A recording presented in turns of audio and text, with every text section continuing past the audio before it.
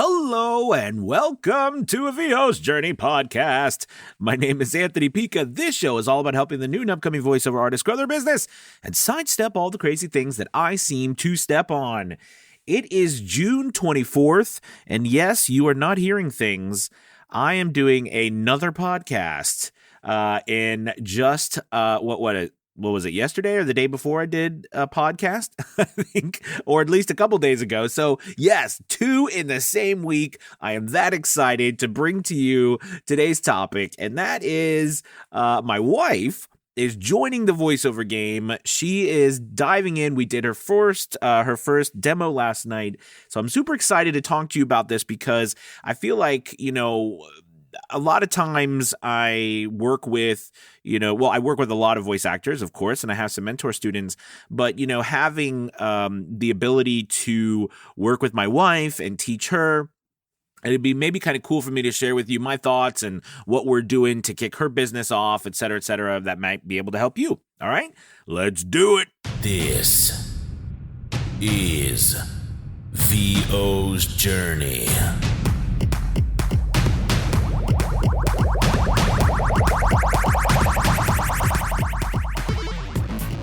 With your host, the incomparable Anthony Pica. All right, so welcome back to the podcast. It's good to be talking to you guys. Real quick, before we get started, the course of the week is the ACX course, the beginner's guide to getting yourself up and running and getting voiceover work on ACX. I still think ACX is the best place to start as a voiceover artist coming into the business right now because you have you don't have to have the very best equipment to start.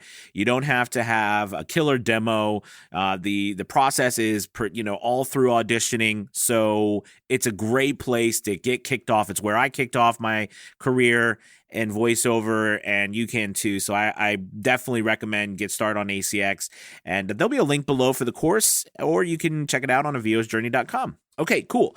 So let's go ahead and dive into the topic today, and that is my wife joining the voiceover business, what that has to do with you, and just the interesting things that have come from voiceover. So the first part of this is that, 4 years ago, when I started and I had my $40 microphone and packing blankets and PVC pipes, never in my wildest dreams did I think I would be here selling my home, buying 46 acres of land, building a home, having horses, living a dream life, my wife being able to leave her job and go full time with me, and all of these things because of voiceover. I never even imagined it. Auditioning for that first book, I was so bad. I sucked so much. I'm so happy that people took a chance on me when I first started. And if you're feeling the same way, if you're just starting out too, or you're having a hard time getting work, trust me, keep going. You're going to get better. It will work out. All right. So anyways, it blows my mind, the amazing journey so far. And speaking of that, so my wife has, she's leaving her job. She really only has about a week left. Week and a half left of her job. She's been in education for over 20 years. And I'm so proud of her and so amazed by how smart and intelligent she is and the work that she's done and given to the community. But I'm super excited for her to be able to come home and work with me and do this full time. And when about a couple of years ago, she had done some voiceover work. She had done some e-learning. I had a client contact me who I'd worked with for doing e-learning, and they were like, hey, we also need a female voice artist to, do this part for female. And I was like, oh, well, I asked my wife if she'd be interested, and she's like, yeah, I'll do it. So she did it and ended up doing a couple of jobs, and I think she did pretty well. And she, didn't hate it. So, that was kind of our first experience, and I was able to, edit and master the audio for her because I've gotten gotten pretty efficient at it over the years. And as she's come home, she's like, hey, this would be a pretty cool thing if I did voiceover with you. And, I will have to say that, having a platform for my wife, like especially on Fiverr, so Fiverr, I'm a top rated seller. And so whoever puts like a gig, like my son was doing voiceover with me and I put him up there, and he gets that automatic top rated seller status. And so that was a way, a way for him to start. And he got a lot of work. Now don't get me wrong. He's extremely talented. We recently had to take his demo down because his voice changed, but that was something that he did really well and made a couple $1,000s over a few months. I was really impressed, and but he had gotten sick, if you remember, and then we took his thing down because he was getting work and he couldn't do the work because his voice was all gone and he coughed for months. It was horrific. So his voice sounds a lot different now. So we have to go back and make him a new demo. But anyways, we decided to start my wife off with e-learning. Now, we chose e-learning because, one, she has been an educator, she's been an administrator, and she's done a lot of training throughout her life, a lot of training, for all, sorts of situations in education and, for board members, for teachers, for principals, for staff, for, kids, she's done a lot of training throughout her career. And, I thought e-learning would be a great place for her to start. So, I went and I got the scripts like I usually do. I use a method to where I find big name companies, and, I go through the training. So what I do is I type in the company name. Okay. So I look at S&P 500 list. And when I pull up a list of the S&P 500 companies, find a company in there that I want to work with. I type that in and I type in training. So I type in a company like, if you wanted to do Northrop Grumman, right? You type in Northrop Grumman training, and then you'll get a bunch of options for training programs, just different types of information that they are running. And it gives you really instant copy for e-learning types of videos, explainer videos. It's really a great method to find copy quickly. So we went through that and we found some copy. And, now my wife is not trained as an actor. So, it's one of those things where, we are capitalizing on her experience, her life experience of doing training, of, speaking to people, of communicating. And I would say the same for you. And I've often said it many times. Don't shy away from what your experiences are. You know what I mean? Just because you might not have experience in acting, technically you've got experience every single day of your life in talking and communicating. And from your career, there's like 9 times out of 10, there's always something for you to bring from your career into voiceover, because it's us, relaying a message. It's us communicating. So this really can be something that, you can bring into your business. So for my wife, that was something that we talked about and we worked with. And the cool thing is with my booth set up the way it is, although I know I've got to tear it down because we're moving, but my booth set up the way it is, what we do basically is we, I've got my editing station outside of my booth, and then inside my booth, right, I've got a separate wireless keyboard and mouse, the microphone, as well as a monitor that's attached to the monitor out here in my editing station. So I can literally control everything inside my booth, right? Now, I also have an Apollo Twin from Universal Audio. That's the interface that I'm using. The cool thing about this interface is that it has a microphone built into it to where I can actually talk to the person in the booth through the headphones, right? There's a little mic button that says talk, and I can actually talk to them. So I can direct someone inside my whisper room. So that was very helpful with my son, and also really helpful now with my wife, that I can direct people in the booth. And also this is what a lot of professionals use too, like in studios, larger studios. That's how they can talk to you by using an interface like this. So anyways, that was really cool because I was able to talk to her in the booth and direct her and help her out. And some of the things that we really focused on, because she's very intelligent and smart, but it's also about, how do you present when you step in front of a mic?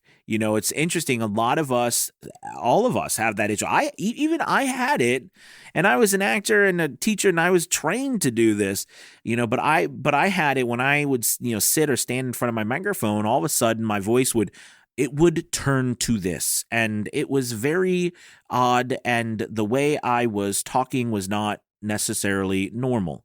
Right. And because we think we need to do some sort of performance, or we need to do it a certain way, or what most people do when they first get in front of a microphone, or they're and this can go on for a while, is that they think that they have to be every single word they say has to be so well understood and so well said, that the reality is none of us speak that good. None of us speak that good. So when we do try to do that, especially in our voiceovers, it sounds weird and odd and not normal. So people are like, wait a minute, that doesn't sound right. And so they say, no, I don't want to work with you, or no, that just doesn't, it sounds kind of odd. Something's wrong. Because, for example, we don't focus in normal speech on words like and if and the and a and stuff. I mean, yes, we say them, of course, but we don't stick on them, meaning like we don't give them the same weight as we do other words.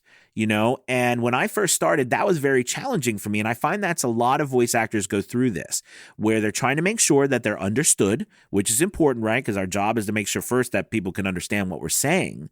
But to become, because everybody wants right now for us to be uniquely ourselves, but they want us to be able to be, in a conversational tone 99 times out of 100, and whatever type of emotion they want us to display. But the idea of, being overly attached to all of the conjunctions is what I had an issue with, and what I see a lot of people have an issue with. And, I spoke about that with my wife, and she did a really great job of pushing through that in a way that I kind of explained to people. And by the way, this took me I had to figure this out on my own, and it took me forever because I kept having this nagging feeling in my mind that I was sounding awkward, and it just sounded weird, and I could never feel like I was actually comfortable narrating anything, especially with long form narration, which I was doing a lot of in audiobooks. I never felt comfortable. I always felt awkward, like I was such a push.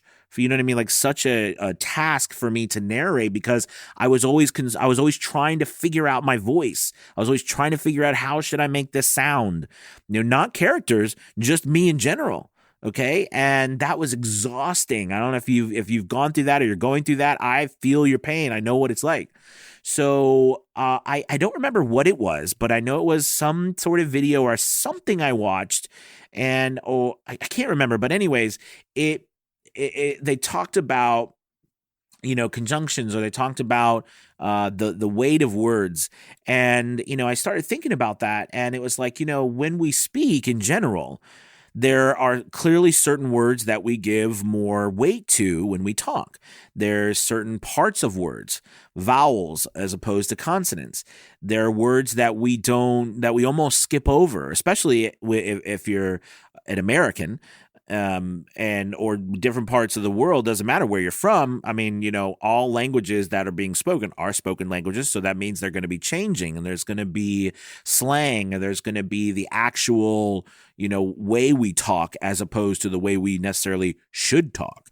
Okay. But what I'm getting at is I didn't tie together the idea that, there's certain words that when we talk, we almost skip over them. They go faster than other words. And these are the conjunctions. These are the things, like I said, like and, the, if, that, the, from, these words that connect the ideas together, and they're vital to speech, but they're not the words that we want to focus on, because those words are meant to connect and continue the idea, not to become the main focus of the idea. And when we give words like those more prevalence in a sentence by giving each word the same amount of power, by whether it's making sure that you say it so clearly that anybody, that can't hear very well will still understand it, or that you're making sure that you're hitting the consonant perfectly in every single, and I did it there. I said, and every. So like, and, right? And every. So instead of me saying, and every, right? I said, and every. So almost and without even adding the D. Okay. Now I could say, and every, right? Because I can put that in there and that's fine.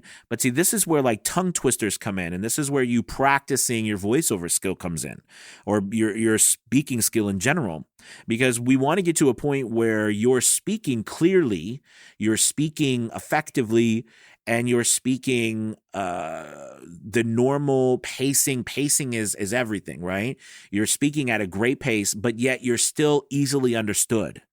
And that's why you see actors constantly working on their voice skills when it comes to doing exercises with their voice, speaking with their body as well. But, since no one sees our bodies, we don't necessarily do a lot of body stuff, although I use my body a lot when I do voiceover, right? For expression purposes, because you can hear that in your voice. But anyways, the point I'm trying to get at is this was a big revelation for me.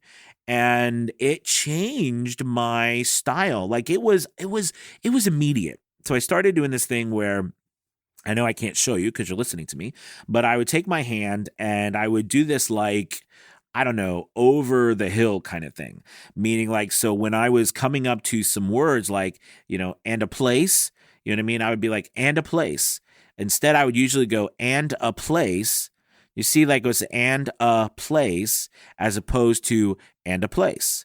So you see, and I would use my hand to almost get me over that hill so that I would say those words quickly or quicker, okay, or put them together, almost connect them, and a, and a place, as opposed to and a place. And that really, that one simple thing started to change my whole voiceover career for me personally, because it turned my speech into something more comfortable, something more natural for me. So I felt better about it. Like I felt it was easier to express things. So working with my wife, that was something that I was able to help her with, and it took hold immediately. Now she wasn't half as bad as I was. She's a lot better at speaking in public. But now that, interestingly enough, because she's done it so much, I don't know now, because I've spoken so much too. I think it's just because I speak so much every single day. It's just so more natural to me. And fortunately, I get to speak in front of a lot of people, but it's always online. But anyways, the point is that it was very, I think, helpful to her to do this type of exercise where we're moving over these words, becoming more connected so that our speech isn't so, like just staccato. Right, which is a musical term, right, which is very like punchy, staccato, and that changes your whole read. So that was really fun working with her on that, and I thought she did really well. So we did 3 spots. We varied them up a little bit, and I thought she did great for her first ever demo. This was her first ever demo. I got some music, I mixed it together real quick. Now, see, here's the thing I will say. That because of what I'm able to do and what is, what I've done, she can basically go in there like you're going into a studio, record and take direction and then leave. You know what I mean? And I can take care of it. And I will tell you that is something that all of us don't have. unless we have somebody who does that, right? But that's not something that we do. I mean, it took me years to be able to do that. And it took me time working with other people's audio too, to feel comfortable, editing and managing other people's stuff and trusting myself on what I heard, and to say, okay, you know what? This is good. I like what I'm hearing. Like, I trust myself that this is good. This sounds good based off of what I've done, and that takes time, and that takes you messing around with a lot of your audio and doing thousands and thousands of voiceovers. I mean, the reality is, I've done thousands and thousands of voiceovers, hundreds and hundreds of books. So, I've mixed, tons and tons of music, done, all sorts of things, video and audio. So it comes a lot easier for me. And I know that she will be able to move further faster because of that. So I do want to say that, I'm always a big advocate of doing things yourself. And, that's why I started my demo services though, too, because I'm aware that, it took me years to be able to get here. Now, it's only been about 4.5 years. So it's been really amazing journey so far, and have accomplished a lot in a short period of time, right, in the scope of our lives. But, with the speed of everything right now and being able to utilize, other talent or other people's skills, that's why I started my demo services, because I realized that not everybody wants to go down that path. Not everybody enjoys doing that. Not everybody has the time to really, because it takes a while to learn this stuff. And I have to tell you that for me, because of my life, right, and my directing and my acting, the technical aspect is one thing, but there's the artistic aspect of everything, right? There's the artistic aspect of setting up a demo and how it sounds and the production, right, and the feeling. And I think that a lot of my training has helped tremendously with that. You know what I mean? And if I didn't have that, I probably wouldn't feel as confident as I do about things. Now, that doesn't mean I don't suck, and I still, that everything is perfect. But and that's why also I searched out and found people to be on my team who does production stuff too. Now, I did, of course, everything. My wife and my son, I do everything myself, and for me, all myself. But I know that I'm not the best at everything. So I search for some really awesome production people too. So that's who, I have a team that I work with for my demos. But this was a wonderful experience with my wife, and I'm super excited. We put her gig up last night, a first gig. It's her e-learning gig, female e-learning voiceover gig. And I'm really excited to see what comes of it, if anything does. And we're going to keep, I think the next thing we'll put up is phone message and IVR. And it's a really big seller for a lot of women. So I think that'll be a great start for her as well. And those are pretty fairly easy for me, at least, to put up. So I will, write her a script, and we'll get in there and record that soon. And I will keep you guys posted on how that's going, because she is, starting from scratch in some senses, right? Because she's not done any voiceovers. I mean, she did a couple years ago, but this really is going to be her starting her journey.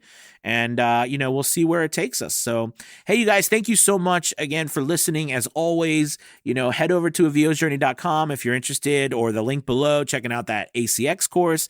But as always, thank you. You have a wonderful Thursday. I'll be back on Friday tomorrow for Fiverr Friday live on YouTube. But y'all have a wonderful, wonderful weekend. If you don't hear from me again until next week, you guys take it easy. Peace.